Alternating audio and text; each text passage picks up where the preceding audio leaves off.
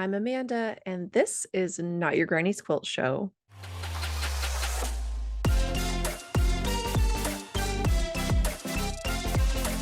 Hello, everybody. I'm so glad you're here today. Welcome to the show.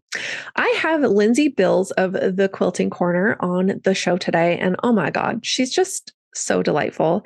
I love her quilts, her quilting. She's just got such a lovely Instagram page going on with all of her beautiful, beautiful makes.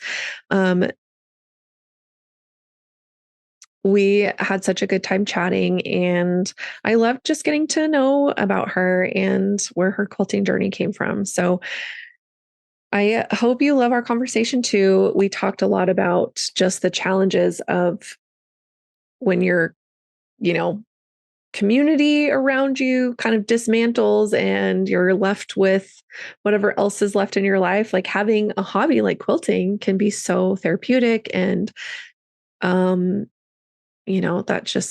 your community, right? Those are your people. So just having that to lean on in times of hardship and struggle, and the importance of, having meditative and therapeutic activities to help your mental health, and the confidence that can come from doing things that are hard and trying new things and putting yourself out there. So I just hope you guys love this episode. And let's just get into it. Hi, Lindsey. How are you? I'm doing good. How are you doing? I'm good. I'm happy to be talking to you. Yeah, thank you for having me. I'm excited to be here. Yeah, we've connected on Instagram here and there and kind of chatted a little bit back and forth. So I was excited to have you on the show. So we have a lot of things to talk about, and I'm so excited to get into it. But I want to know how you even got into quilting in the first place. Oh gosh. Well, I think so. I started in the pandemic, like a lot of quilters, but I think maybe it kind of started a little bit before I even touched a sewing machine. My grandma is like an absolute saint of a human being, and I would get to go spend the summer with her. And she made these they were like whole cloth quilts, but they had all these prairie points around them, and then they were tied. And she made them for all of her grandkids and her great grandkids. And there were I think she ended up making over 200 of them. Whoa. Yeah. So it was a lot. So I would, in the summertime, she would sit down at her machine, and then I'd get to sit and fold all the prairie points. Yeah. So that was something I really enjoyed getting to do. And I dabbled a little bit when she'd let me touch her machine, but I don't know if I could technically consider that the official start of quilting, but it was a fun segue into figuring out the things that I like to do. And I think that was, it made me less afraid to start sewing, if that makes sense, because I had a little bit of experience of what that would entail. But yeah. Like I said, I officially started in the pandemic, and I made a mask, and I feel like I'm not alone in that. I heard so many stories of other people that's the exact same way that they started. So yeah. But after the mask, I jumped right in and made a twin sides quilt. So it was an experience. Yeah. My first quilt was twin size also, because I was like, well, if I'm going to make a quilt, this thing needs to be sizable. I'm not going to waste my time on something smaller. But anyway. I feel like when you're starting out, sometimes it's kind of a gift that you don't know what you don't know. Yeah.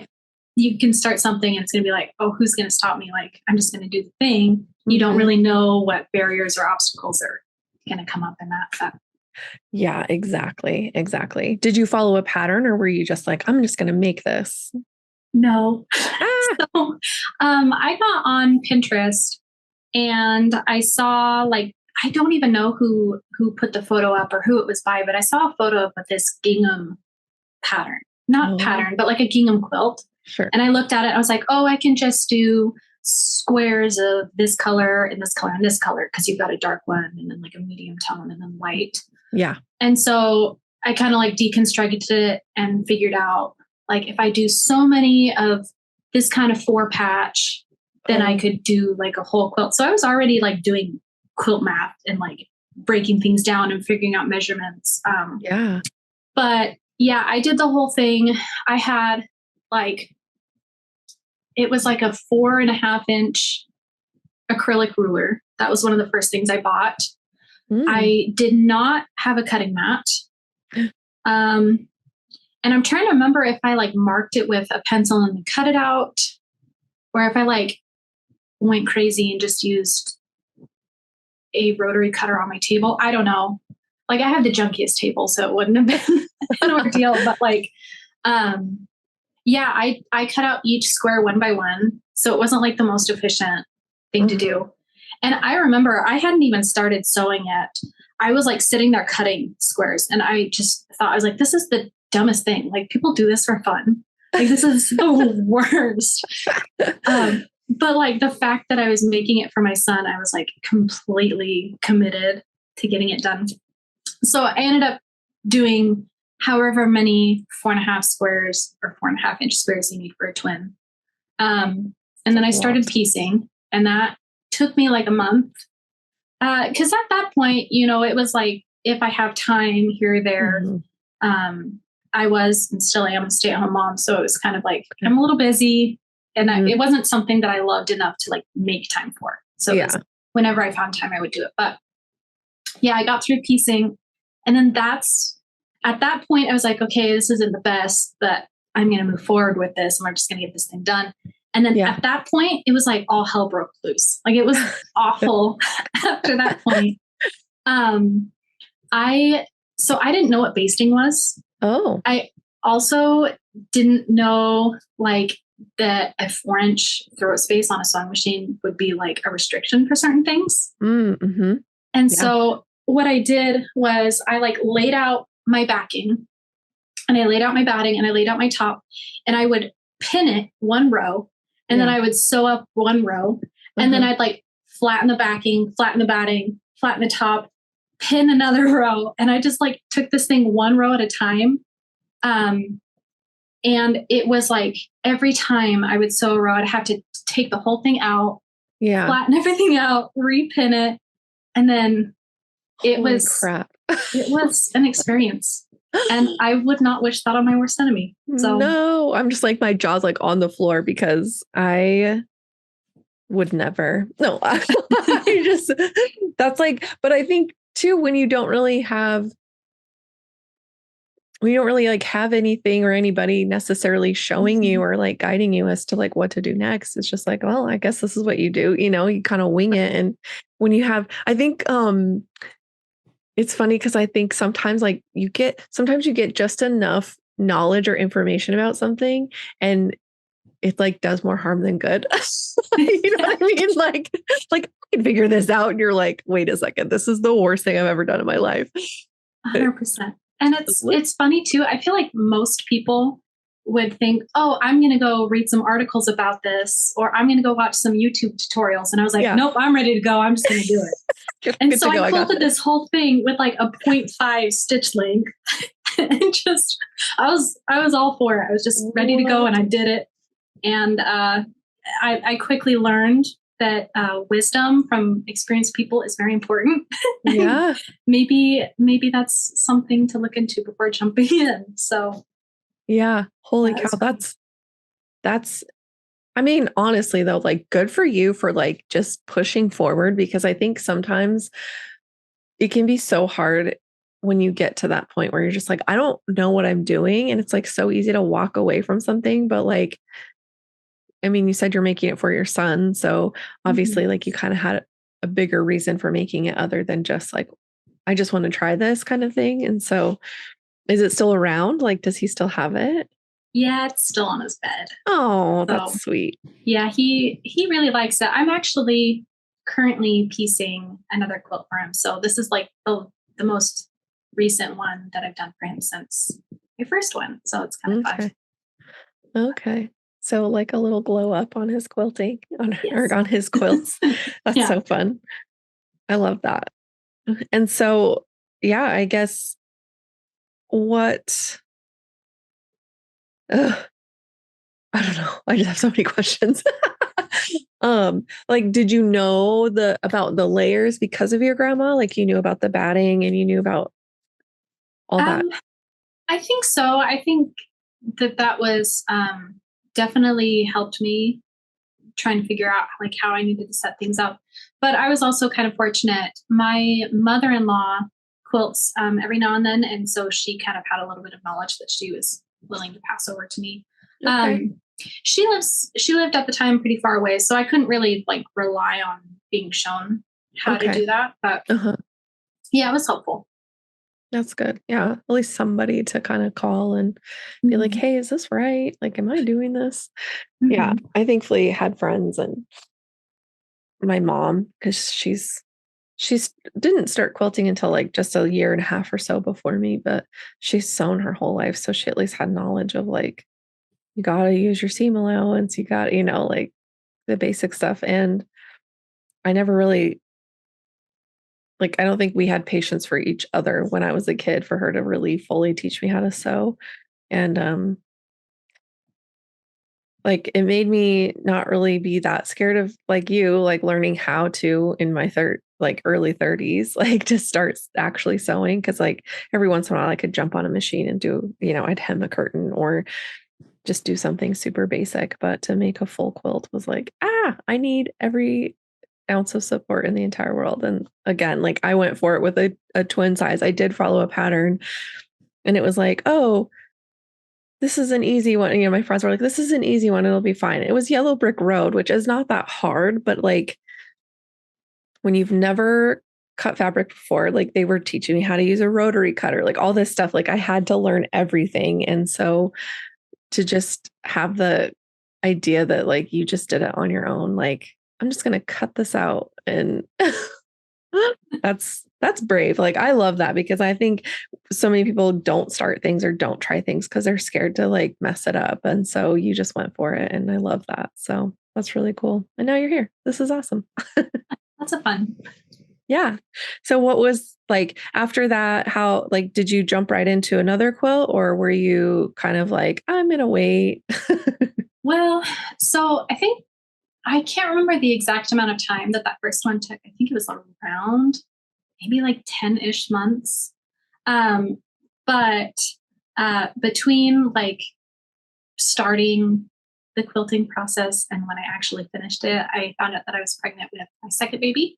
Oh my gosh. And um, anyway, I was looking at my son one night and he was just all like cozy in his bed and I was finishing up the binding on it. I was like, I can't leave my daughter out of this. Like I just made something with like all of this time and energy and love for him. If I don't do that for my daughter, that's not going to be fair.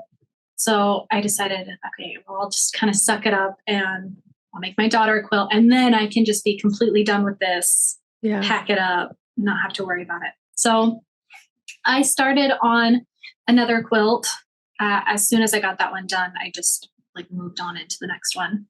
Okay. And this time I was like, okay, well, if I'm going to make a quilt, I'm going to like pick fabric that I think is really cute because I found out I was having a girl. So I got to do all the flowers and the pinks and sagey green and creams. And so I actually found a small shop it wasn't even on Etsy. It was just like I searched for quilt fabric and it was Midlife Quilter. Her shop came for me. Oh.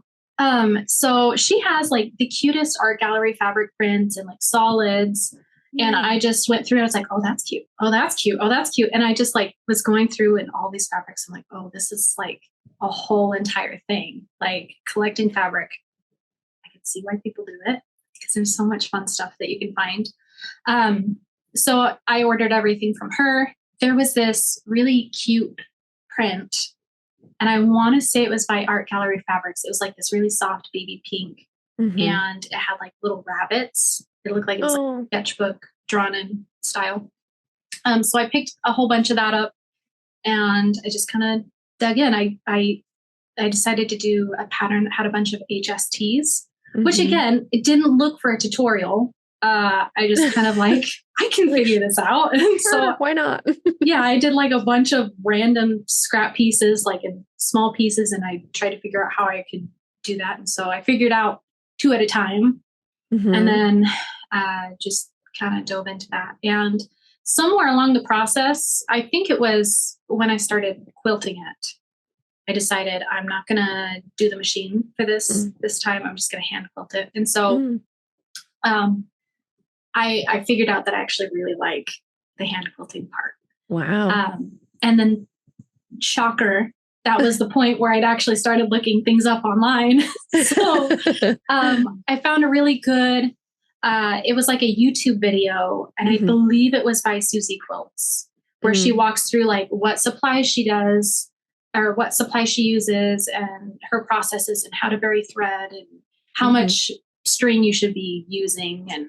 And that really helped. And then at that point I was like, okay, I can just go on YouTube and learn things and figure things out. So I hadn't even finished that per quilt, and I just got on YouTube and I was just watching video after video after video. I came across Melanie Ham, which another content creator, I guess, that created a lot of resources for beginners, and I just like binged the videos. And okay, now I've got like all these ideas of things I want to do, and I know I'm about to enter like a postpartum period. So I think this could be something good for me to keep busy and like connect with myself while I'm moving into like this different stage. So it was a really interesting point, wrapping up something that I really, really didn't like doing and then moving into something with like this negative perspective on it. And then kind of having that change and evolve as I'm moving forward with it. So. Yeah. Wow. Yeah. I think too, like I knew I had friends who quilted. I had my mom, but like it didn't really occur to me to like look it up. Like, it's so funny. Like, cause now I'm like, just Google it. Like when people are like, this thing I can't figure out. I'm like, have you tried Google? Like, I get kind of self-righteous about it, but I think it wasn't really in my purview either. I just like knew my friends kind of made quilts and I was like, oh, that's cool. And I knew my mom kind of started quilting and I was like, oh, that's so fun. But then when my friends were like, no, there's like a whole world of Instagram quilting. And I was like, what are you talking about? And I finally started looking up. I'm like, yeah, then it was like gangbusters, like all consuming. It's all I look at. It's like all my various social media pages. It's like all quilting all the time. But yeah, it's just like, I think too, it's maybe just the idea that like, oh, that won't be out there, or just like maybe not even really knowing it's out there because it's not necessarily in your world yet, if that makes sense. Like, like my kids know that there's tons of stuff online quilting, but it's because like I'm in it and I actively talk about it all the time. And they're like, okay, we get it. Like, thank you so much for the quilts. Now stop talking about it, I mean, they're older, so they can tell me to stop talking about it, which is fine. But anyway, so it's like the floodgates open though. Like once you kind of like find that first tutorial or like that first video that like sparks your curiosity, it's like, oh, I wonder if I can find this. And you like just start Googling and like searching everything. It's like all the things that do come up. You're like, oh my God, I can't believe I like went without this knowledge for so long. Yeah. It definitely helps to know what you're doing. Yeah. But I also think there's like so much benefit from those like fuck around and find out times where you're just like winging it and trying to figure it out yourself, because that's where like you're troubleshooting problems that like you're not anticipating anything really. Like you don't have this expectation in your head of like this perfection because you're following someone else's pattern or someone's like thousands of hours of labor to make their pattern, let alone the time it took them to make their cover quilt look perfect. And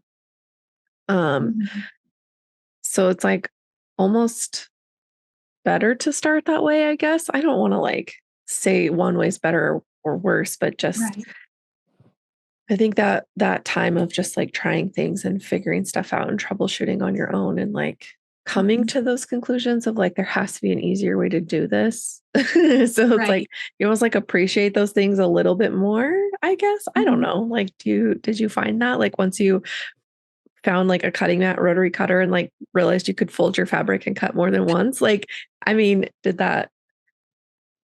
Um, how did you feel when you started to see those things? I mean, for me, it was satisfying. I think that the way that we approach it and what's going to fulfill us probably depends on personality. Like for me, I'm the kind of person like I enjoy a problem Hmm. and enjoy the satisfaction of being able to figure out like if I do this thing or if I approach it this way, I figured it out myself and that feels like fulfilling and good for me.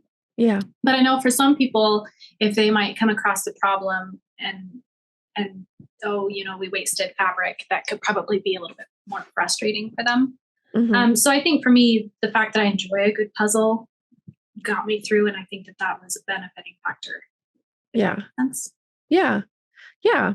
I think, yeah, I guess, yeah, like personality would play into that, right? Because like I have moments where I'm like, I'm going to figure this out and it like feels really satisfying to like figure something out and like solve a problem, especially in quilting. Like, I need to make this thing and I need to figure it out. And like, but there's not really a pattern per se, it's like something that I need to kind of come up with for a client or even just for myself. Like, it can be really fun, but it can also be so daunting. Like, I'll almost avoid a project sometimes if I just am not in the brain space to like make mistakes and like figure it out. So I guess Yeah, it can depend on that too. Like, how determined are you and like what's at stake? yeah, that's true. That's true. But okay, so you made your quilt for your daughter and then and that was that in 2021? Yes, Okay. 2020. Okay.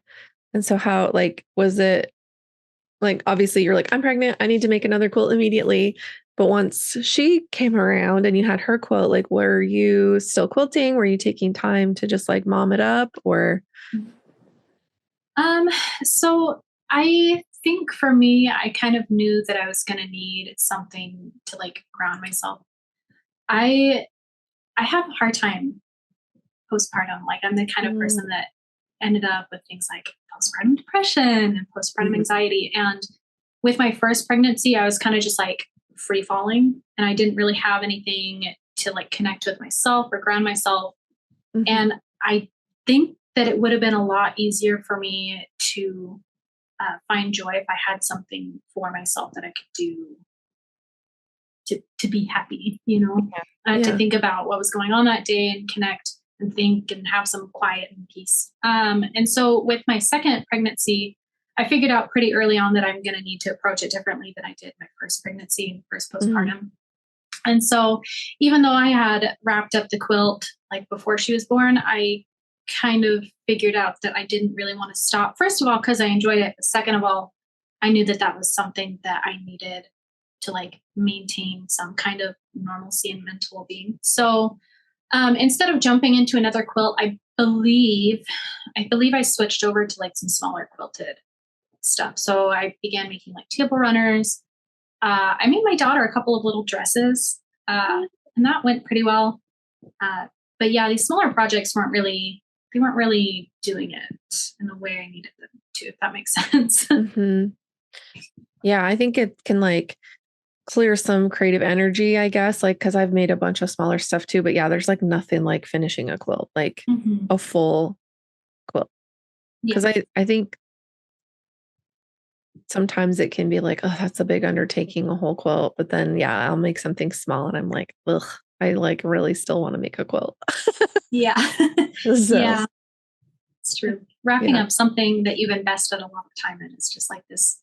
It's like a feeling of accomplishment. Like I did Yeah. something meaningful and this is a Yeah. cool result. Yeah. Yeah, and it's tangible and it's like it's for somebody or it's for something, like, you're not just like, "Oh, I don't know." Not that there's no meaning in other things, but Mhm.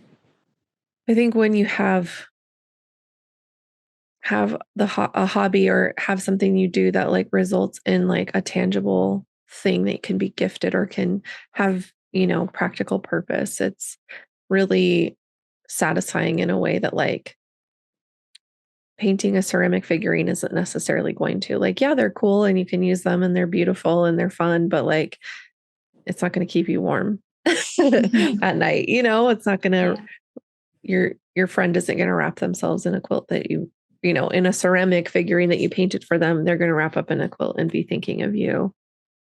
I think it just carries a different weight in that respect. But yeah, So what was the next quilt you made? Like, did you find another pattern you loved, or was it just? So the next quilt I did, it was actually for a friend. She found out that she was expecting, which was really exciting.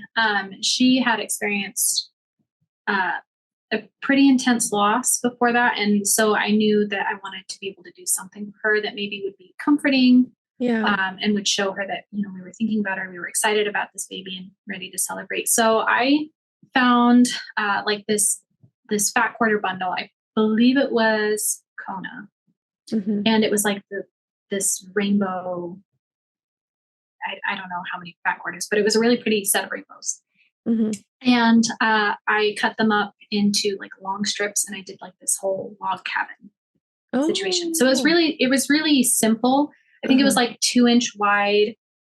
Like I'm having a hard time verbalizing this. Maybe we'll cut that part out.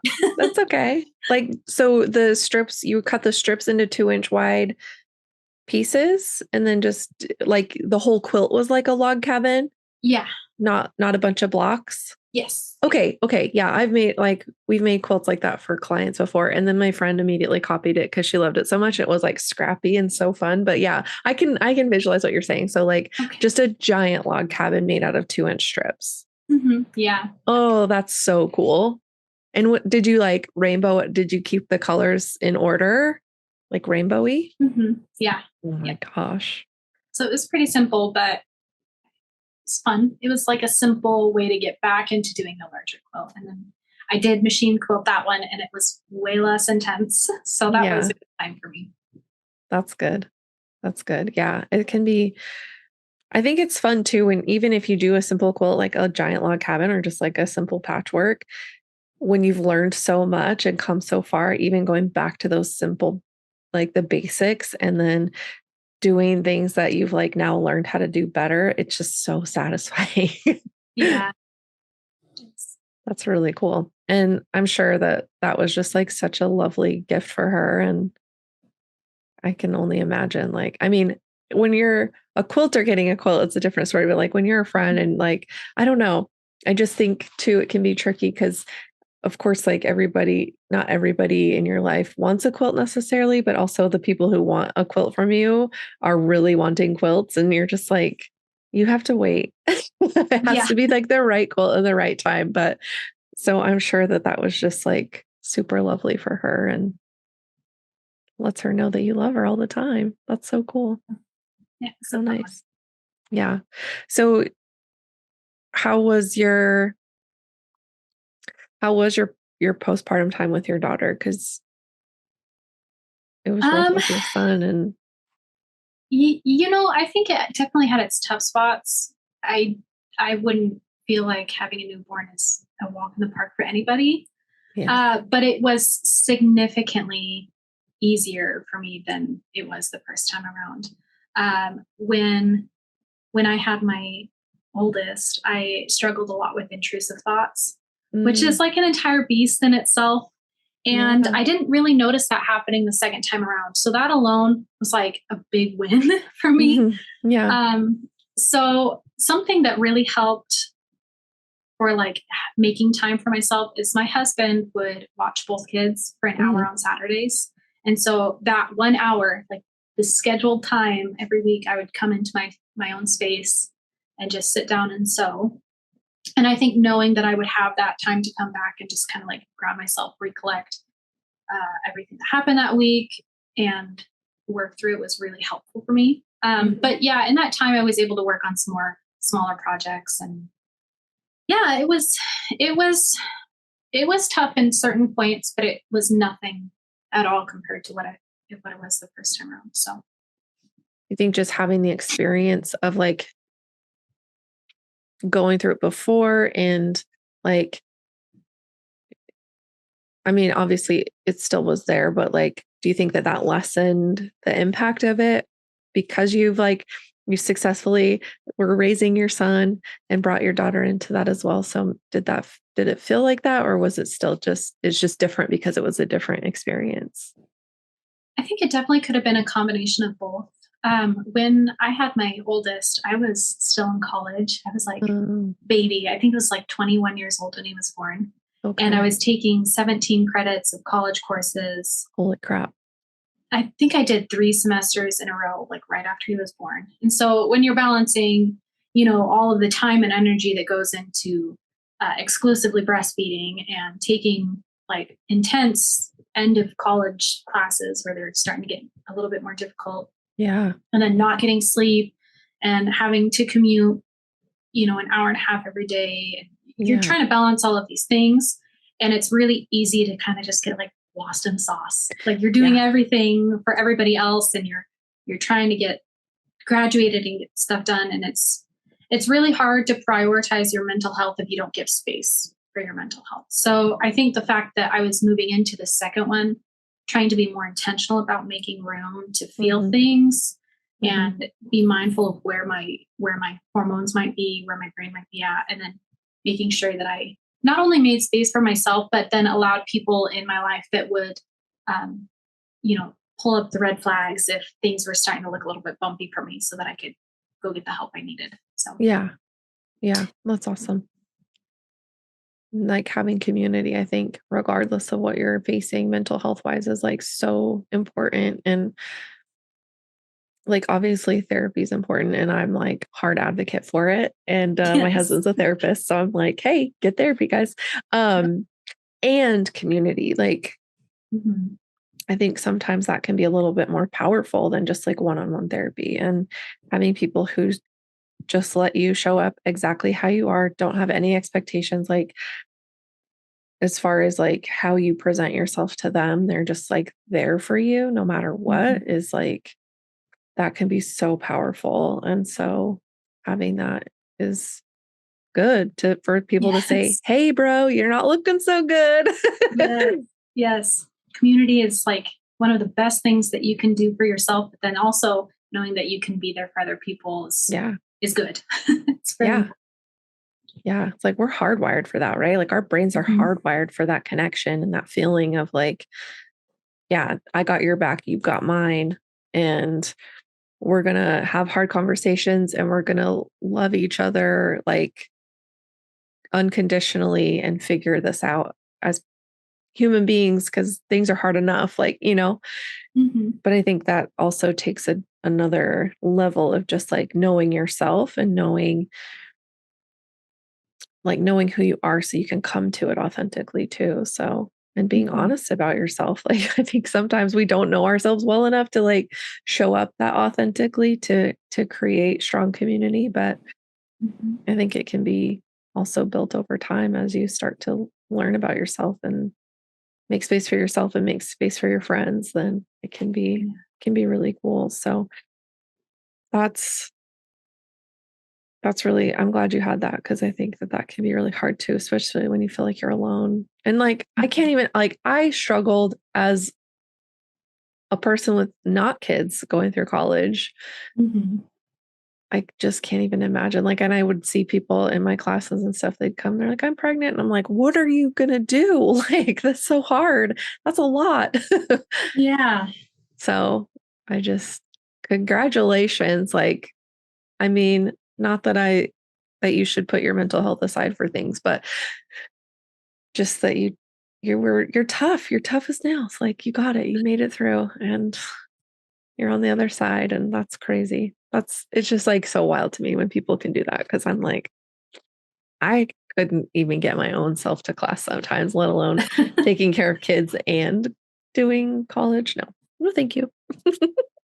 Yeah, it's a time where I kind of look back and I'm like, oh my gosh, like I've nothing in my brain could have prepared me for that. But at the same time, knowing that I got through it is like, oh, I'm like, I can do really hard things. Yeah. So it's, Right. yeah, I wouldn't want to go back to that stage, but knowing that I got through is a good boost in morale. So Yeah. I think it can be good, like, to be like, wait, I've been through something so much harder than this. Like when you're facing something, or like, I got myself through that situation. I can get myself through this situation. Like mhm, I think having those kind of experiences, even though they can suck in the moment, and it's like, it should be a learning experience, hopefully, like, mhm, don't put yourself in that position again. But also I'm really proud of myself because I was able to get myself through that in a tough time. So that's awesome. Ugh. So yeah, like, do you have family around that helps you, or is it just kind of like you and your husband and some friends? Like, what's your dynamic like there? So at that point, and even now, we don't really have a whole lot of family that live near us. I'm pretty lucky that I have a couple of sisters that are really sweet and check in, and I get to have incredibly unhinged conversations with a lot of the Yeah. time. Yeah. But at that point, I didn't really have, a whole lot. We were kind of going through a situation with other family that was a little bit difficult. I feel like this is actually pretty common where there's certain strains that start to happen. And Hmm. so at that point, there was a lot of stress postpartum with things beyond my mental health. Uh, Yeah. and so, you're trying to ground yourself in a community, and that community's starting to kind of like crumble, and you're like, oh crap, Yeah. what is going on? So, yeah, there wasn't a whole lot of family outside of my sisters at that point. And the friends that I did have were all kind of long distance because we're off in another town doing college, Hmm. 2,000 miles away from where we grew up. So Oh, wow. yeah, it was a time. Yeah. Wow. Yeah, that's tough. And I mean, even if you have like friends around you, I feel like when you want to rely on family and then they're like not showing up in a way that's helpful, you're like, get away from me. Yeah. Skedaddle. But it can be hard too, because you're like, it's like that war of like, but they're my family, but they're not helping, but they're my family, but they're not helping. It's like, what do Mhm. you do with that, right? Like, ugh, that can be so tricky. But so did you guys stay where you went to college, or were you So we wound up moving at the spring of 2022, I believe. okay? So I had my daughter, um, and then we had Christmas, and that Christmas we found out that my husband got into another program across the country. So we actually packed everything up and we came out to Iowa, Oh, which for us was really exciting because we both spent like our teen years in Iowa. And that's okay. where we were kind of. I mean, I'm also from Idaho, but then like I spent parts of my life in Iowa. So it was kind of nice. College, Idaho, like bouncing back and forth. Yeah. But it was nice to be back because I was around, some of my friends again. We were excited to kind of have a clean slate where Mhm. we didn't know anybody.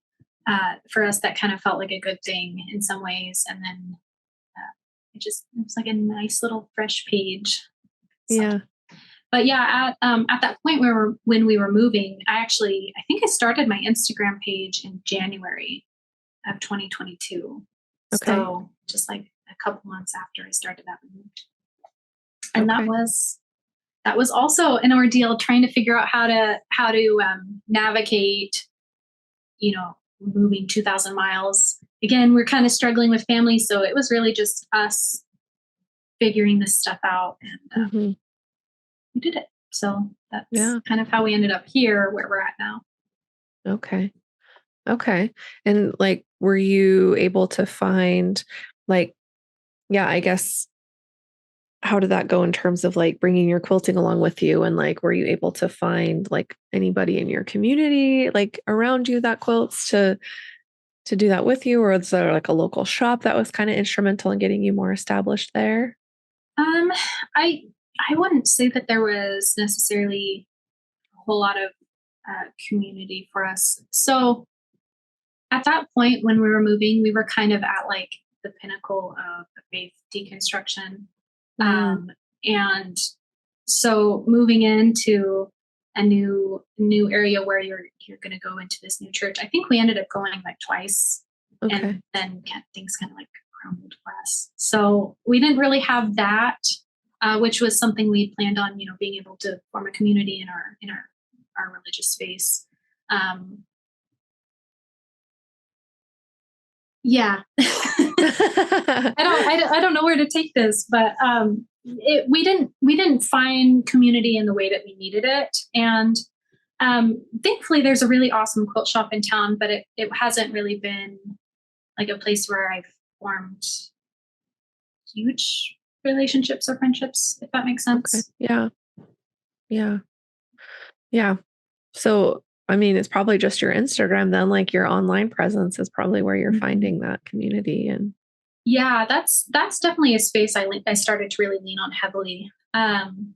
I At that point when we moved, I think I had already hit 1,000 followers, and there were like 3 or 4 people that I was starting to communicate with regularly, and okay. that I think was like a huge saving grace for me Yeah. because we're in this new area and we're not making connections in the way that we thought that we would, Mhm. and so being able to have people that we could still talk to, maybe not about the massive crises we're going through with like Right. faith, but people that we can still talk to about things that are interesting to us, and just Yeah. some kind of connection. Yeah.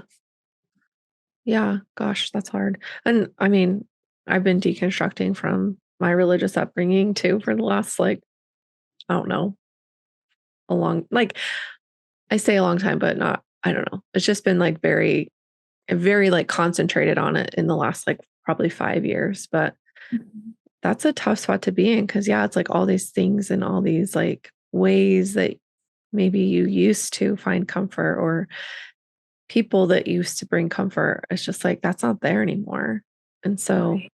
in a big change of moving and having a family and all that, like not having that kind of foundation to lean back on is can be really Mhm. hard.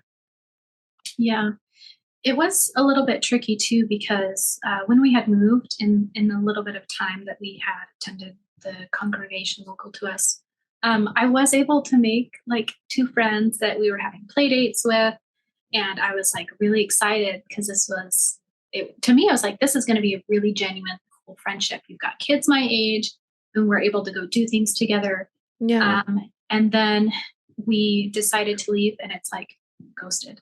Yeah. And I got a message around that point. It had been like 3 or 4 weeks since we decided to leave. They were like, "I miss you," and I was like, "I'm right here. Like Yeah. we can still be friends." And then it was just nothing after that. So Dang it. that was kind of difficult for me to wrap my mind around the fact that like this one difference in our belief systems was now like it wasn't just that the community was crumbling away. It was like being ripped. Like Right. it was here, like we had this connection and it's just gone. So Yeah. that was a little bit tough for me to process. Mhm. Yeah. That's tricky. And I think kind of going back to the idea of like an unconditional kind of bond with a person, it's like if you're like I think knowing yourself too in all that, it's like if my religion is the only reason that you're friends with me, then I don't want that either. It's like Mhm. and it can feel hard because it's like, well, what can I do to fix this friendship? Like what can I do like to convince you that it's going to be fine? But kind of at the end of the day, then it's like, well, why am I jumping through hoops to make you be friends with me when you're the one who walked away from Mhm. me just because Yeah. I'm like doing making this change or whatever. Like, I mean, I just recently went through that with a friend and it was just like, like, it's just one of those things where it's like, okay, I mean, I'm not gonna change who I am anymore. Like, I'm not gonna try to stifle pieces of who I am and what's important to me to make you comfortable and vice versa. Like, I don't want you to have to do that either. So, like, we're kind of at an impasse and it sucks. It Yeah.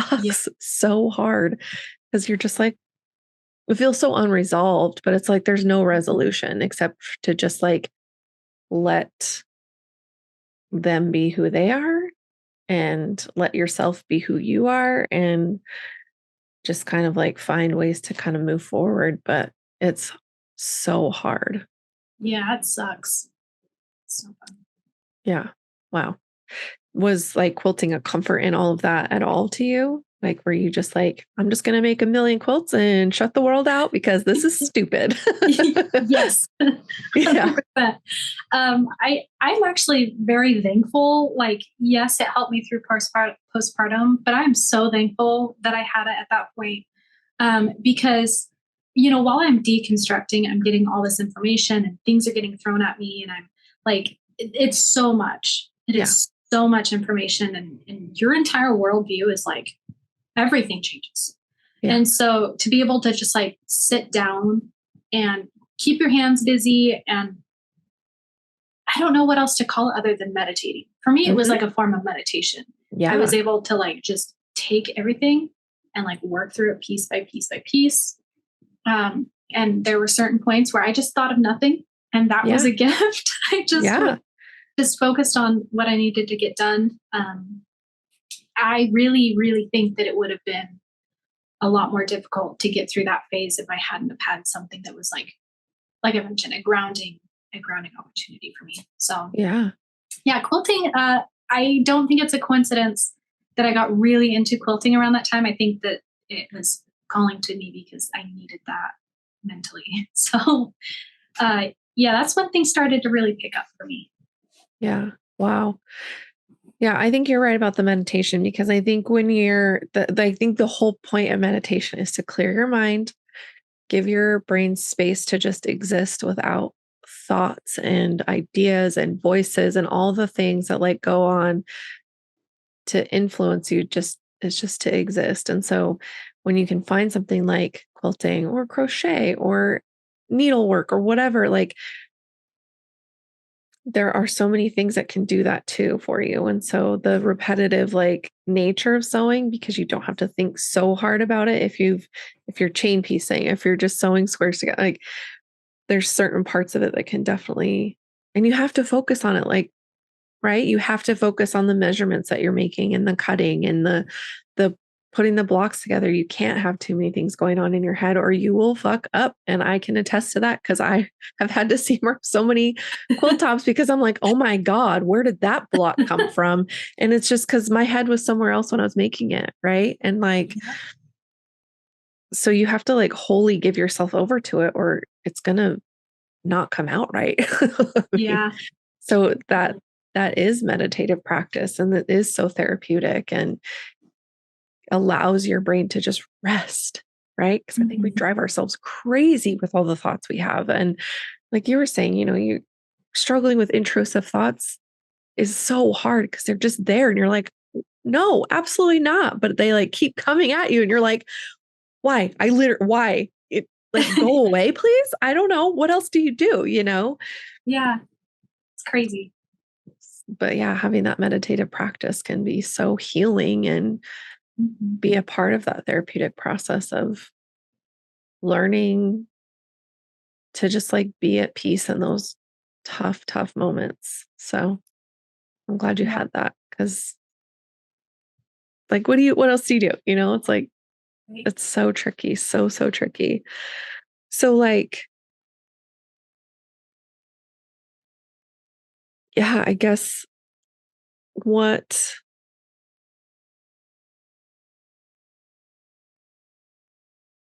I'm trying to like think how to ask this question without it sounding like stupid, but um okay, yeah. So like so you started your Instagram before you moved and so you were you just like posting your quilts and getting attention? Like I guess yeah, where did that play a part in kind of this movement away from your faith and like that community and like leaning into your Instagram community or like yeah, where did your support come from? So when I started posting, it was kind of like reels, really cringy. I wouldn't want anybody to scroll back on my feed kind of reels. Now people are, just so you know. Oh, good heavens. Good heavens. So it was a lot of really cringy stuff, but it was kind of, people were interested in that. I don't know why. I sacrificed my pride. And that kind of got the ball rolling on, getting people engaged with the stuff that I was doing on there, which, a lot of really amazing friendships that I have now, they found me because of those super cringy, reels. So, I mean, that's kind of where it started. And I think there's this weird like overlap of when I decided to leave and when the deconstruction was happening and when I started posting on Instagram. So the fact that there was an overlap, I think really helped to bridge that space so that it wasn't like, friends, no friends, right? Starting to build a community. I kind of had this community to help me like get past some of that stuff that was happening in the middle there. Yeah. Yeah. That's awesome. Like sometimes things just like occur and you don't really realize why it's there until you know why it's there. Right. So like your Instagram growing, having 1,000 followers, like very quickly in, and just like having that support community when you needed it. It's like, yeah, you didn't have to go. There was no drought really necessarily. Like you had that community elsewhere, which again is so important. It's so important. And I think it's so underrated. But I also think like there's an idea of like what friendships and connections like that are supposed to be like instead of accepting them for what they are and like letting them be. And so I think making sure that they're healthy connections can be also tricky in them in the same, as important as they are. It's also like important to like maintain the health of them and make sure that you're feeding, like they're feeding you and you're feeding them, like, mentally, spiritually, emotionally, like, are you in sync enough that that's actually helping? Or is it just like, I'm clinging on to this because I don't want to have no friends kind of thing? Right. 100%. I totally get what you're saying. Yeah.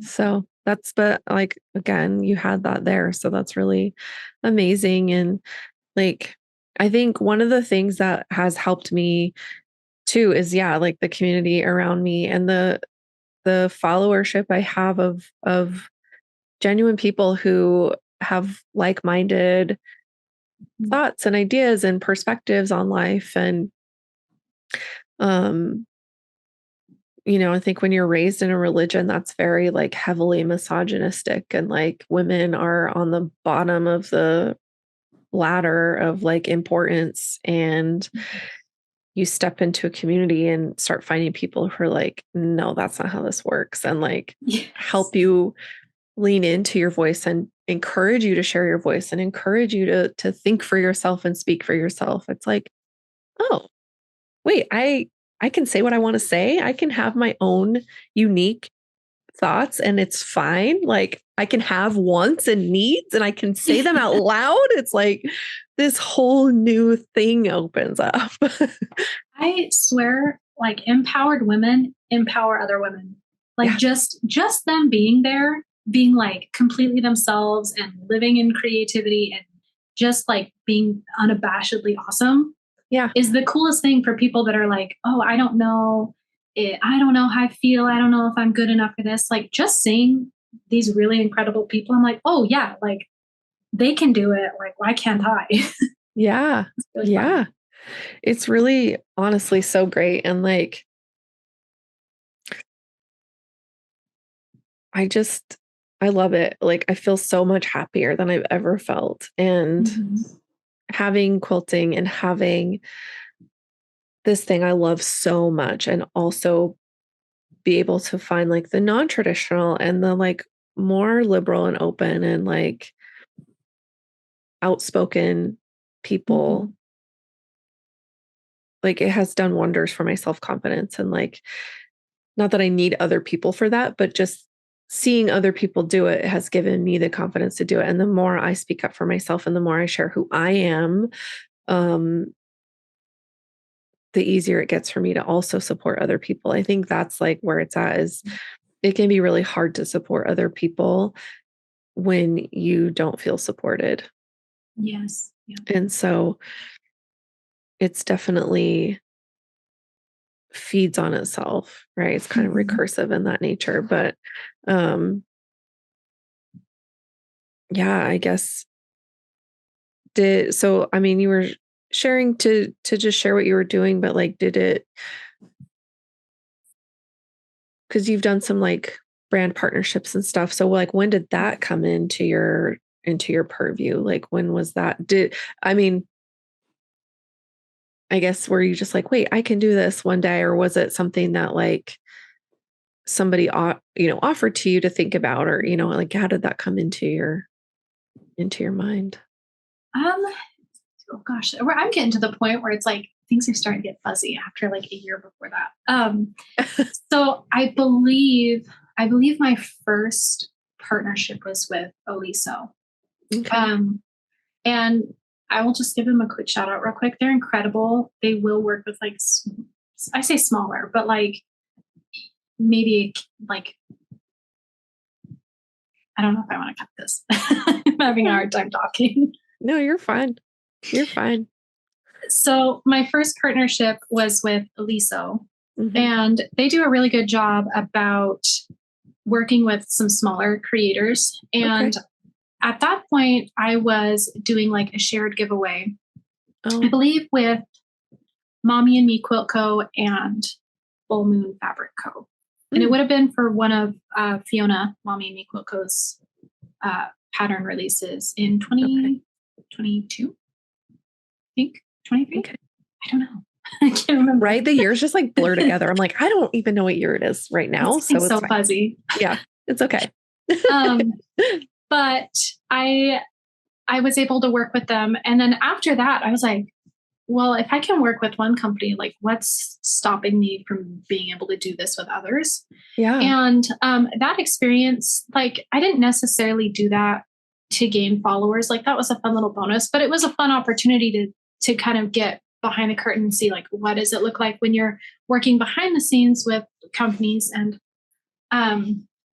yeah, it was that in itself was a really empowering experience in its own way. But at that point, I was like, nothing's really stopping me from doing this. And so at that point, I was like, okay, I'm just gonna like go all in on this. I'm gonna like start dedicating time to like building my feed and practicing things like photography so that I can do a little bit better. Because I have in my mind, I have a list of companies that I would really like to work with in the future.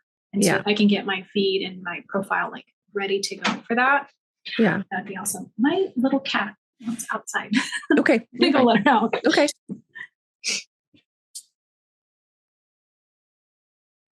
Sorry, she was scratching at the door. No, you're totally fine. Okay. Here we go. Yeah, you're good. I have to lock mine out because she'll be like dead asleep and I'll be doing stuff and she won't move. And I'm like, okay, she's fine. As soon as I close the door, she's like, "Wah!" I'm like, dude, stop it. So I have to like shove her out the door because she's so obnoxious. But anyway, sorry. Oh, no, this is good. I needed a little adjustment break because this chair, I have to like put all these like pillows and stuff in place. Okay. Okay, so you're getting your feed ready for like future partnerships that you had your eye on. Mm-hmm. Okay. Yes. And so what did that look like? I mean, so you were practicing photography. Were you like getting like, did you take any kind of courses or were you just like kind of taking tips and tricks off of stuff you saw online? At that point, I was more looking up resources on like YouTube and the internet about like lighting and how I can like get better light on my photos. So a lot of information about natural light and ideal times to photograph things. Figuring out my camera settings because that wasn't something that was super intuitive to me, and figuring out like the basic things that I would need in order to take higher quality photos. So a lot of information about like operating my camera. It's like basic stuff, but it was enough to kind of get me through to where I could get the kind of photos that I wanted to see and get the Mhm. quality that I wanted to be reflected in my feed. Okay. That's so cool. Yeah. I think it's so tricky because it's like, it's not just like, oop, I'm just going to snap a pic with my phone and like upload on Instagram. It's like takes a whole different skill set to then make a more cohesive page, right? Like mine is a chaotic mess because I can't. I just can't. I don't know.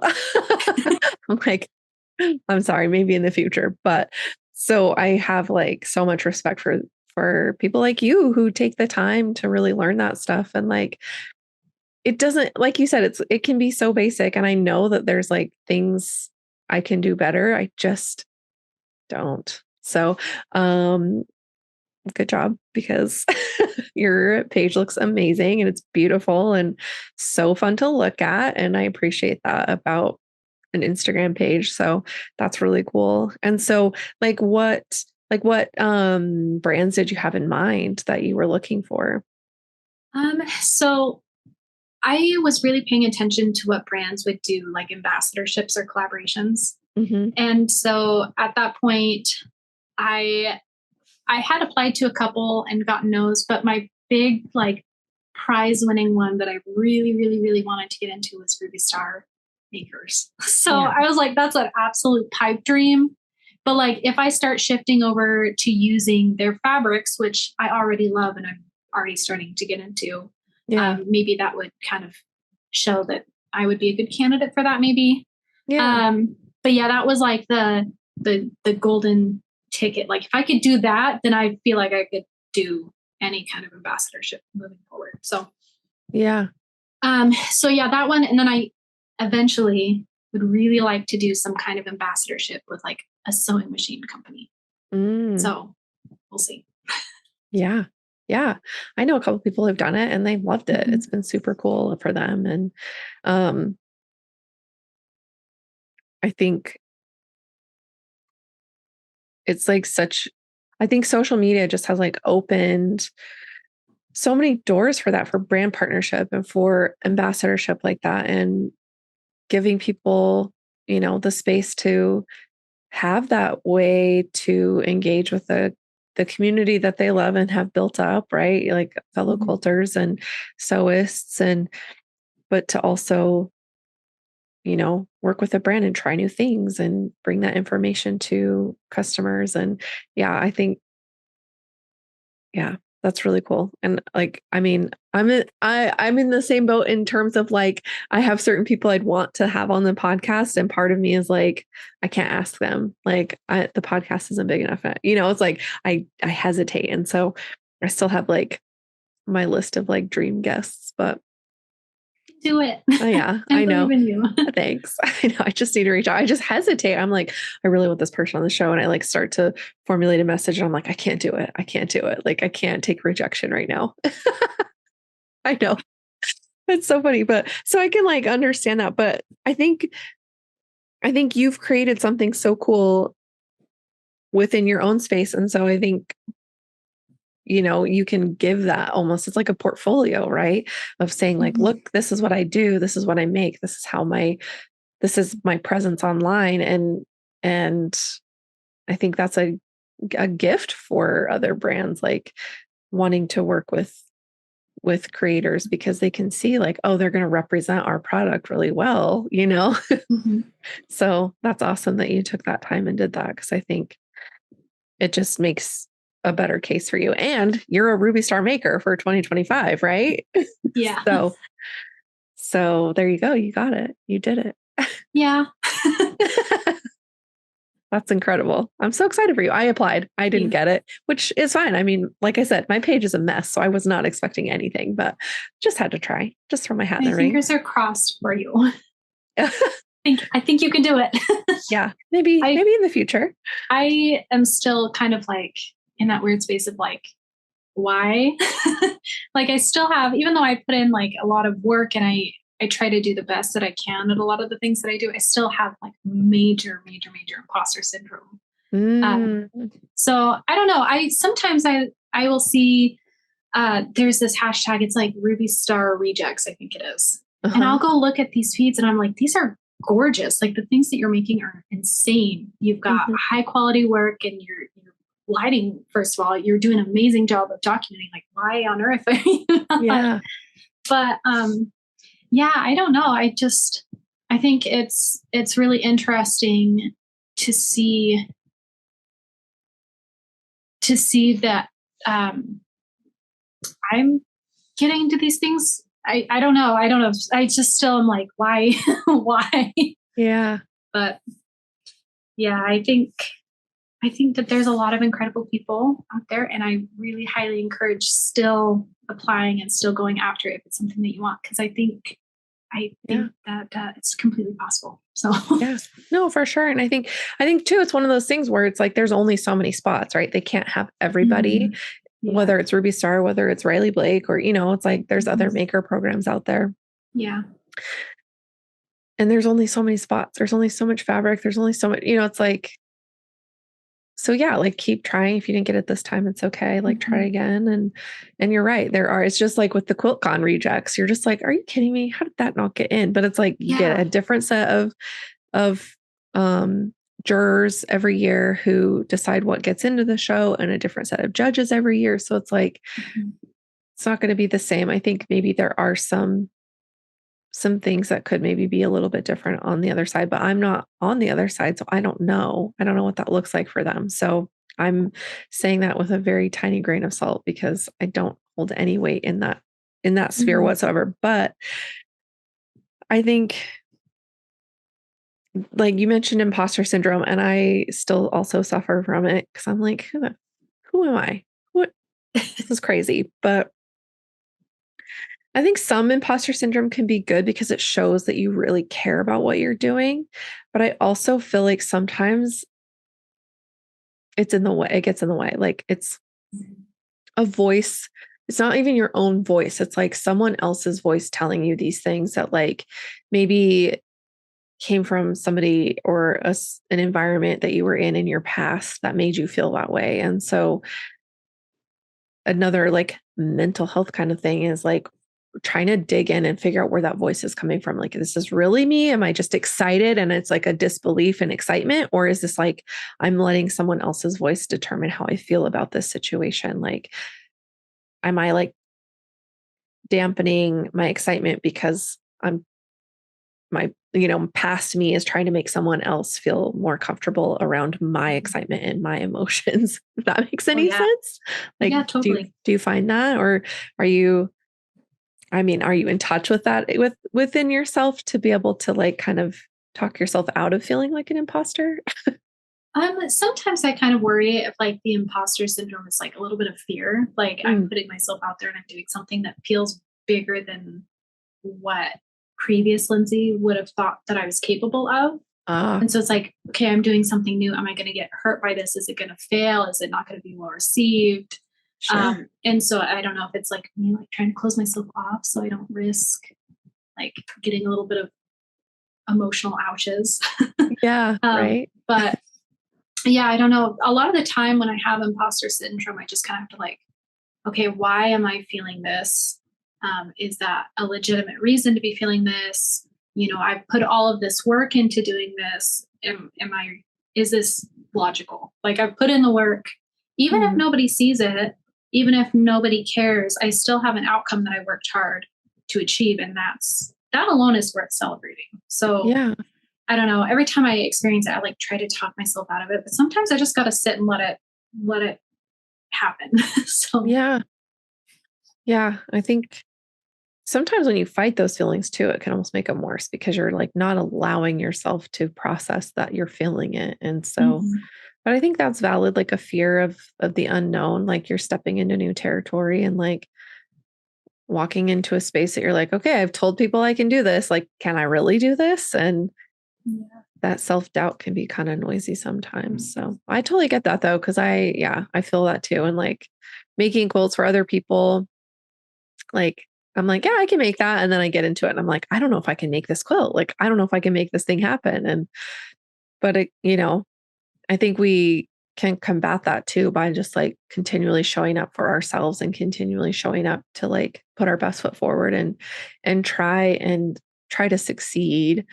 and not just feel like, well, I'm not going to do that good of a job because I don't, it's going to be hard anyway. Or, I'm just not going to try for this because I probably won't get it. It's like we talk ourselves out of doing the things that we really want to do in life because that fear can be so loud. But it's interesting. And it's like interesting to like listen to those things too, like to actually give yourself the space to hear what that fear is saying and hear what that kind of stress is saying. Like, what is it trying to tell me? Because like our feelings are just information, right? If you really come down to it. And so trying to process the information that's being given to us by our brains and our bodies is like just like a new way to look at it too, of like, okay, what's actually going on here?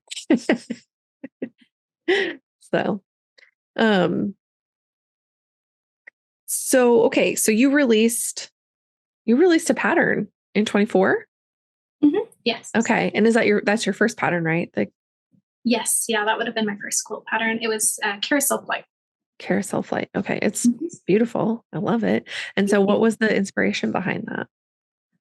So I've had this like concept image in my mind floating around for a while, where it's like these circles that are all like hanging out around each other.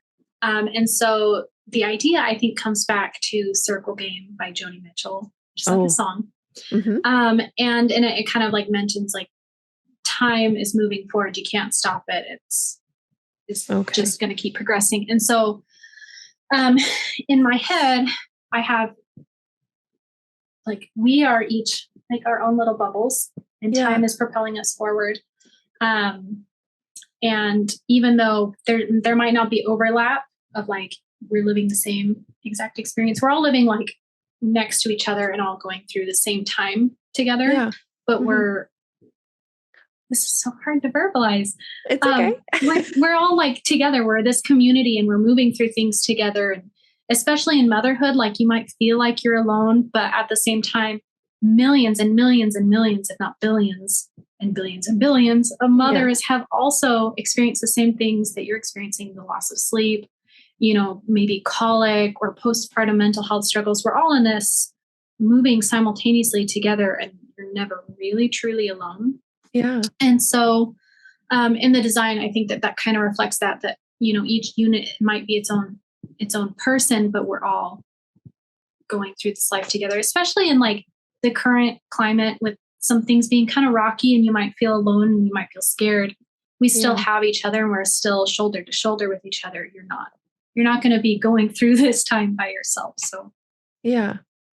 Yeah. That's lovely. I love that. And yeah, I think that concept is universal. It's like you're not by yourself ever. Like, I mean, mhm. you can be physically by yourself, but like there is somewhere out in the world going through something similar to what you're going through. And Right. someone else has survived what you're surviving. And Mhm.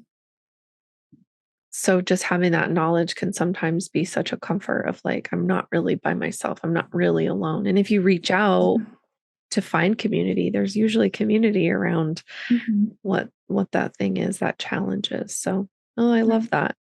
And so how was that process for you of writing the pattern of designing it, coming up with that?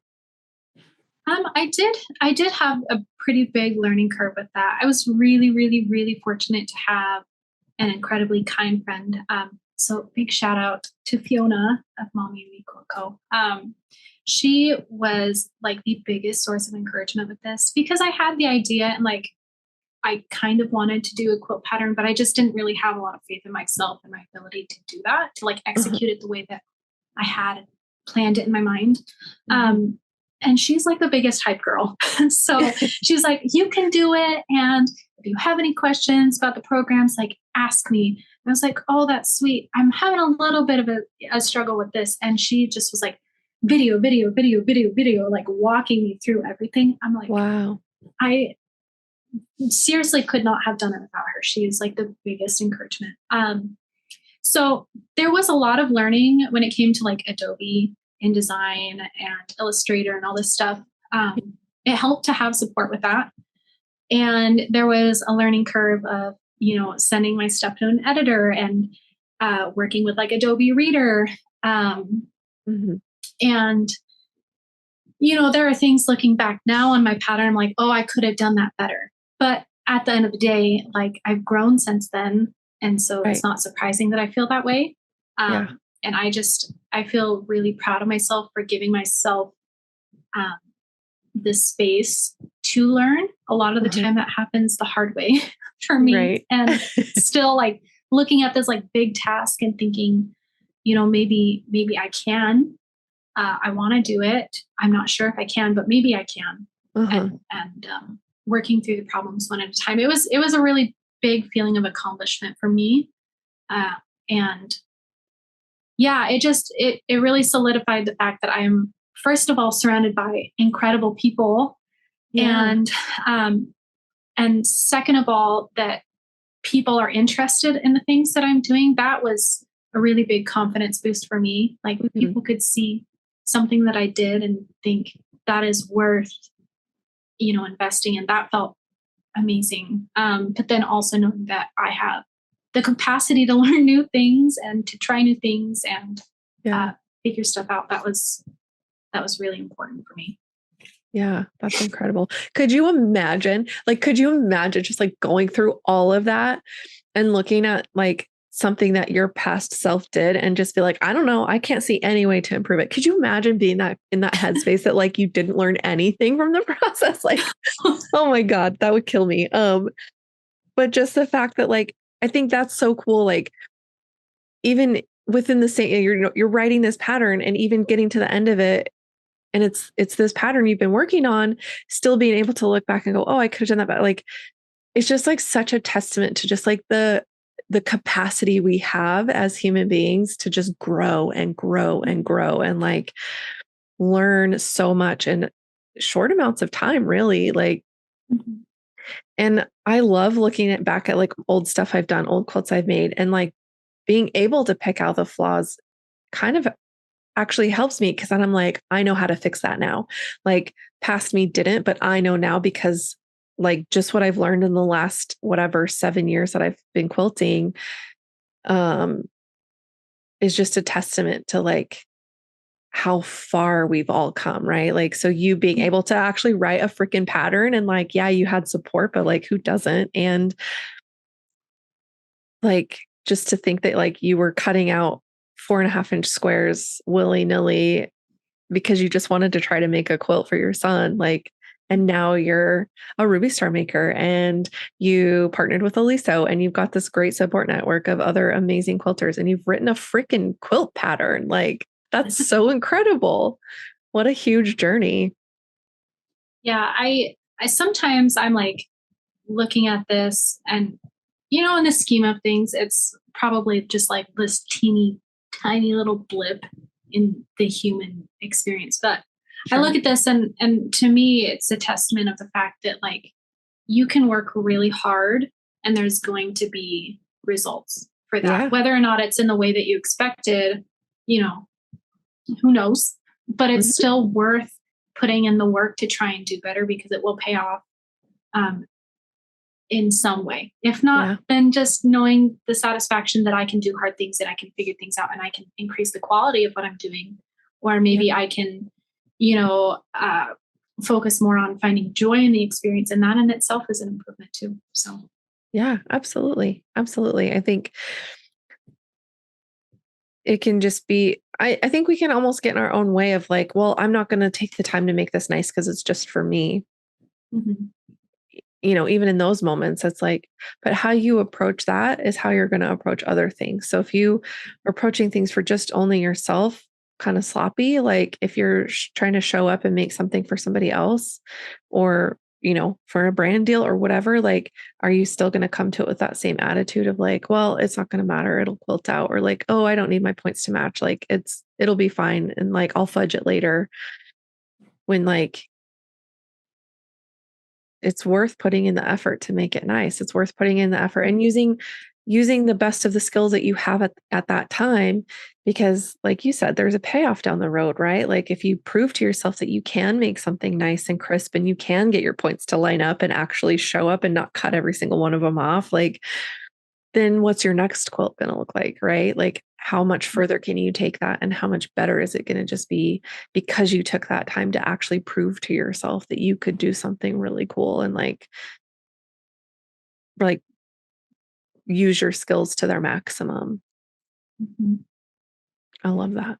I love it. Cause I think I just I get so passionate about it because I do it. That's what I'm doing all the time. Right.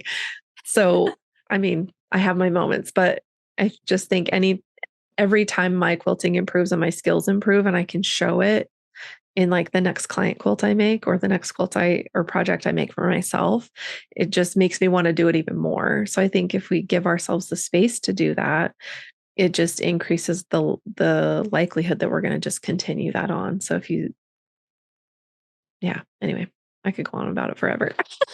I always think about okay, what is next year Lindsey going to be like? Like, what is she doing now that we're not doing, or what is she doing then that we're not doing now? What are some things that I would want next year Lindsey to be doing? Would I want her to have done this, and this, released another pattern, or did this really outlandish, insane project that she, I don't know. There are things that I have in my brain. I'm like, did next year Lindsey get that done? Yeah. What is my focus? And I think about that a lot. I try to be intentional when I'm setting my goals to plan for, whatever she wants to be doing. But no, I think that's a great way to think about it too. In terms of setting goals of is my next year self doing this thing that I really want to do right now? Or this goal that I want to set, can I envision my next year self, having done this or doing this, and putting yourself in those shoes that you want to be in visually, or, in your mind is I think a big part of the process of even having goals is can you visualize yourself doing it? If yes, then all right, get moving. One foot in front of the other. You've got steps to take to get there, but you can get there. If you can see it in your head, you can do it. And so it's just a matter of finding that path and figuring out how to make it happen, which can be scary and daunting sometimes. And that's where kind of the imposter syndrome punches you up a little bit, but you come out with bruises on the other side and you're like, oh, well, I did it anyway. Yep. Yep. I love that. That's so cool. And so do you have any other patterns in the works? Was that a one-off or? Yeah. So I am releasing my jumbled crayons pattern, which is my first time doing an FPP pattern release. And actually, by the time this comes out, that would have released a couple of days ago. So if you were part of the Nursery Sampler, you'd signed up, you'll get that for free in your inbox. But then that'll also be listed. And then I am working on 2 other quilt patterns right now. So one is a super, super beginner friendly, open-ended pattern where you can customize it. So the idea is it's a framework quilt. And then in these spaces, there's going to be additional blocks that you can pop them in. It's a choose your own adventure kind of thing. I love that. So I'm really excited about that. And then my dream star quilt. I'm working on that one right now. So a couple releases planned, hopefully in the next 6 months. We'll see. We'll see where the wind takes me. Maybe I'll drop one of these and pick something else up. I don't know. Yeah. How fun. Okay. Well, that's incredible. Yeah, I can't wait. Okay. So your jumbled crayons is one of the blocks in the Nursery Sampler. And is that's hosted by Fiona over at Mommy and Me Quilt Co? Okay. Yeah. Fiona and I have been kind of, I would say Fiona dreamed the whole thing up, and then we've been kind of working on the whole thing as a partnership. So okay, because I know Katie's part of it, and there's lots of other great designers in the bunch. So it's so cute. We are very fortunate. Every single one of the people that are involved are incredibly talented, and I will just say I think that they took the vision and they just exceeded all expectations. They did an amazing job, and I'm really excited to see how these patterns come together, because it's a block of the month situation. So we're just kind of taking it month by month. So I'm really excited to piece the rest of these quilts, or the quilt blocks. Yeah. Yeah. I mean, I've seen the mock-ups online and like, because I mean, Katie's been on the show and so I Mhm. follow her and we're friendly. So it Mhm. was really cool to see that she got to release a block in that and just seeing the different kind of mock-ups of it. I'm like, it's so Mhm. cute. It's adorable. And yeah, it just looks so good. All the blocks look so fun to make and Mhm. what a fun time. I'm so thankful that that Fiona like took this idea and then put it into action because I think Yeah. it's like one of the best things that I could have been a part of this year. Like being part of a sampler is like a bucket list kind of Yeah. thing, and it's been a really big growth experience and opportunity for me too. So yeah, I've been enjoying it. It's been a really Yeah. fun situation to be in. Yeah. That's awesome. What's one thing that's been the most surprising about it, I guess, like that you maybe weren't anticipating? Definitely the amount of time. Mm, I've seen other samplers and I'm like, oh, they must have spent a lot of time. But I don't think that you like fully understand how much work goes into it until you're on the back end of it. Like, right. it's one thing to see somebody's work and be like, oh, that probably took like 100 hours. But actually, like living out the 100 hours feels like a completely separate like thing. It's like it puts everything into perspective. So Mm, I've really come to have a deeper appreciation for the amount of work that goes into these things. So yeah. long, I don't think I could ever host one, but maybe. But the amount of work, insane. Even Yeah. writing a pattern, insane amount of work. Yeah. Doing a really intricate quilt, an insane amount of work. So it's just like I look at these things now, and it's just a completely different lens of like you poured yourself into this, and I can appreciate that. That's kudos, big kudos. So Yeah. Yeah. Well, yeah. I think that is a maybe like a mind trick we can play on ourselves. Like, oh, I know it takes so much work. I know it takes so much work. And maybe you can like, yeah, be like a bystander or like an onlooker and be like, yeah, I totally know that takes a lot of time and you can appreciate it. But I don't think until you actually experience that time, mhm. just how appreciative or how much more you can appreciate something until you've actually experienced it. And like, yeah, you can have empathy as an outsider, but as an insider, you can have like deep, deep empathy for the Yes. people who do it all the time. It's like I still have never designed it or written a pattern. I mean, I've like kind of sketched stuff out and Mhm. made it, but it's like I don't have any intentions of writing patterns. But having been like in tester groups and just on the backside, like I know it's a lot of work and I know there's hours and I know Yes. how much time I put into just making a quilt. Mhm. And when people get like estimates or they get their final invoice and they see the hours I've put into their quilt, I think they're kind of like, oh, I'm like, yeah, bruh, Yeah. it took forever. Yeah. Like, I don't just sit and sew this thing up in 5 hours. Like, it's just until you see different sides of things or until you actually sit down and track your time, it can Mhm. be easy to be like, oh, I can get that done in a day or like, oh, yeah, I'll have that done in a couple days. But like, to like sit down and actually track how much time something is taking you, it's like, oh shit, that's actually like a week. It's Yeah. or like that, that's a full 40 hours of work I just put into that and I'm not even done. It's like, it's crazy. It's just wild. Yeah. I'm like incredibly bad about underestimating the amount of time that something will take. And then like an offer come up to do something and I'm like, oh yeah, I can totally squeeze that in. And then I get another offer and I'm like, oh yeah, I can totally make that happen. And suddenly I'm sitting with like 15 projects and a week to get it done. And I'm like, I cannot do this. And Yeah. so it's like, Yeah. I don't know. I think maybe I need to be a little more mindful of like, okay, how much time do you think this is going to take? Double it and then Yep. maybe add another like 5 hours.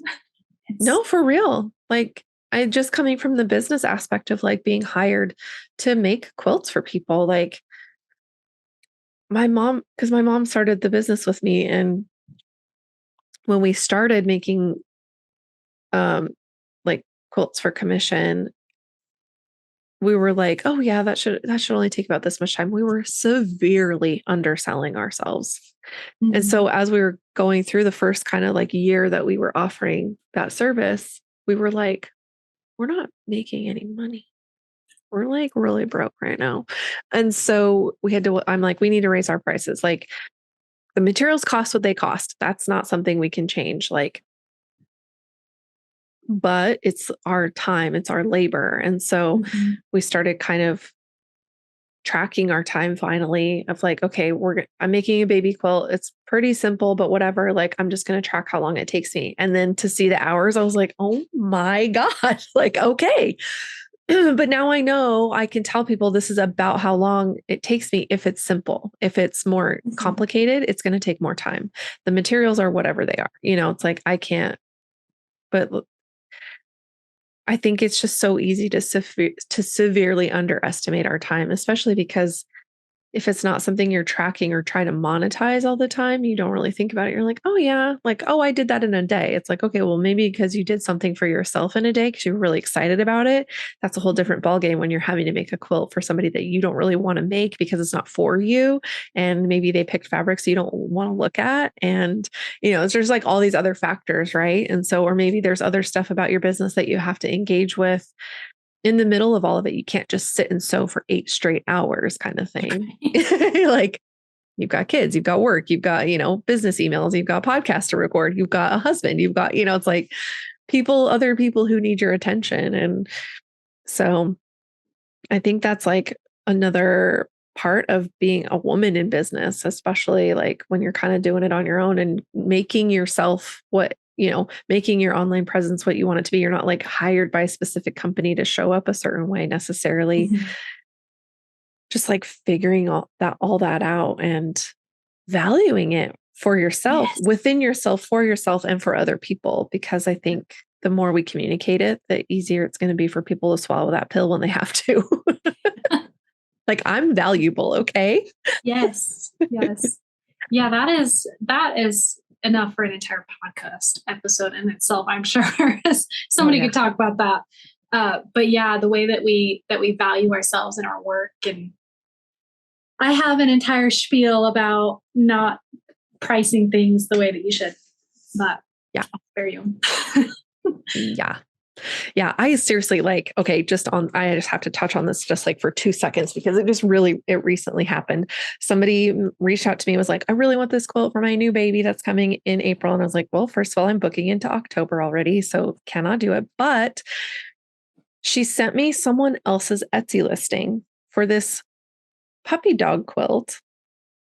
So cute. I don't know whose pattern it is because I didn't look that deeply into it.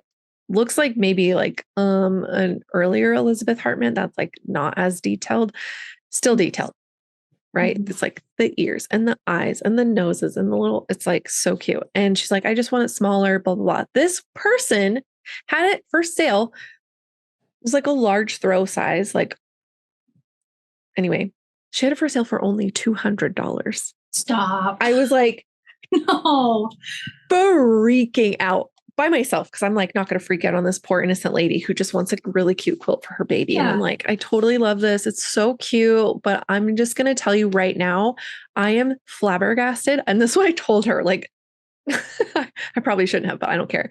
In my response to her, I was like, I am flabbergasted that this woman has this quilt for sale for $200. That's the material alone. Like the material alone will cost $200.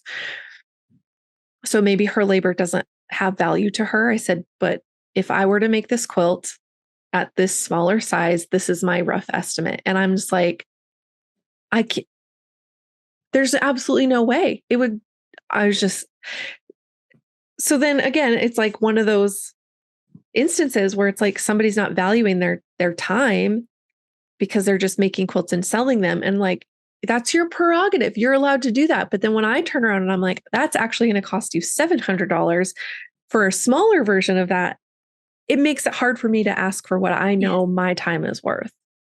Yeah, somebody mentioned a while ago that if you are pricing something below what it's worth, you're not just hurting yourself, you're hurting the entire community around you that's trying to like profit or at least even come out even accounting for the time that they spent on what they're making too. That's been a really tricky thing for me is trying to find the balance between like, is this a fair price? Because I never feel like I'm asking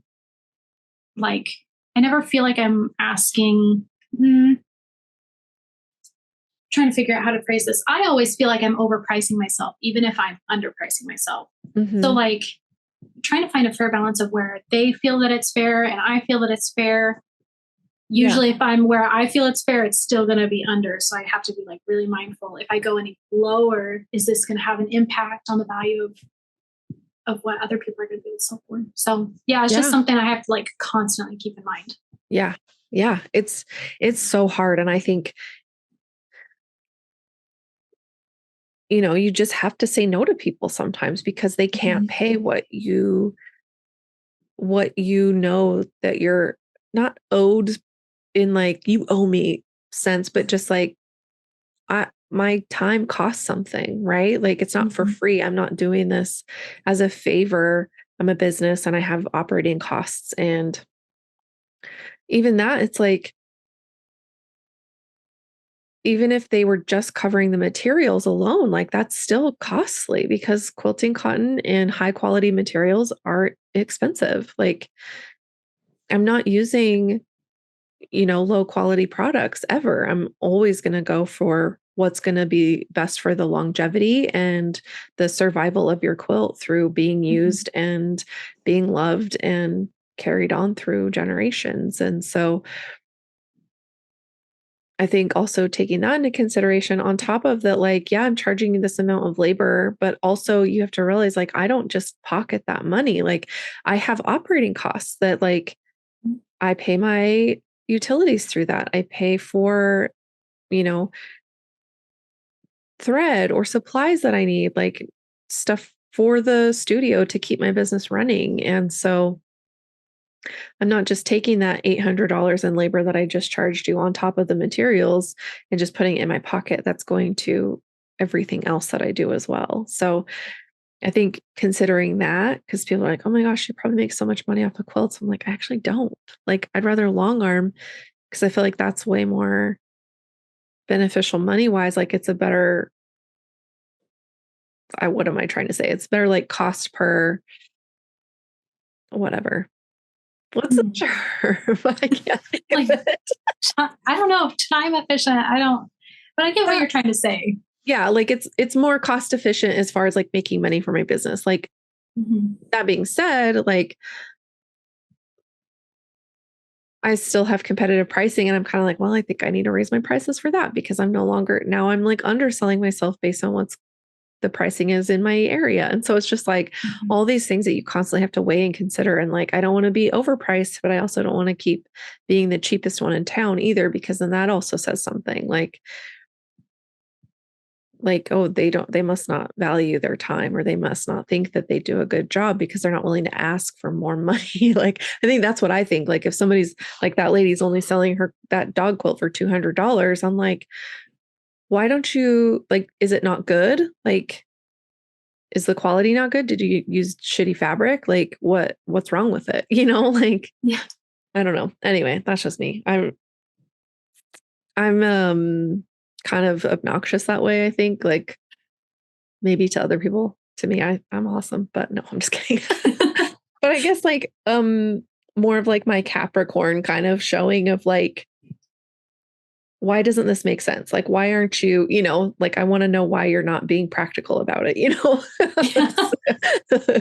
But anyway, gosh, well, I'm so excited that we've had this conversation today because I've really enjoyed like getting to know you and know your process and just what you've done to get here because you've created something really beautiful and your pattern is amazing. The Nursery Sampler is so cute. So while people can go get your hands on it because it's such a fun collection of designers and fun little blocks and things that can just be made individually into fun nursery themed items like pillows and, you know, just like other fun play mats and stuff. So that's really cool. But um before we wrap up, I do want to ask you, like, if you could wrap up like a piece of advice or just like a tip for anybody listening, what would you want to tell them? Don't underestimate yourself and don't underestimate your capacity to learn. And I just know that you have all kinds of magic in you and that you can do incredible things. And yeah, don't doubt yourself. I love And that. I think that's one of the most important things, is just letting yourself have the space to do things that you might be afraid to do. So Yeah. Yeah.